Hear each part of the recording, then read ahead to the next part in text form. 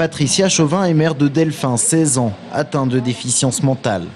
Si la journée, son fils est en centre médico-éducatif, le reste du temps, elle l'assiste dans toutes ses activités, l'aide à s'habiller, à prendre sa douche ou encore à manger. Le principal point de blocage pour elle, les loisirs. Delphin ne peut pas en fait être dans un grand groupe notamment, mais il a besoin, comme tous les enfants, d'avoir des loisirs. Et donc il y a des centres spécialisés qui existent, par exemple sur le département, mais simplement il faut les emmener et les ramener.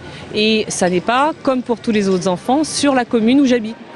Et lorsqu'il faut s'occuper de ses autres enfants, la gestion de l'emploi du temps est serrée.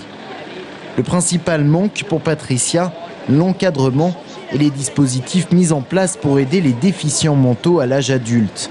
Car pour les services du quotidien, c'est souvent le parcours du combattant. Ce picto permettrait aux personnes qui ont une déficience intellectuelle de savoir qu'en allant là, ils vont trouver quelqu'un qui va pouvoir leur indiquer ce dont ils ont besoin. Voilà. Donc dans les lieux publics, dans les centres commerciaux notamment. Pour l'ADAPI 37, l'association des amis et parents des personnes handicapées mentales, il y a urgence à agir.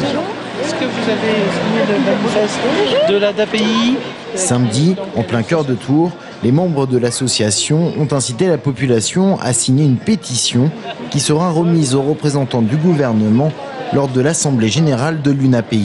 Plus de citoyens, en somme, s'engagent auprès du monde du handicap, plus on a de chances de faire passer le message, qui est un simple message,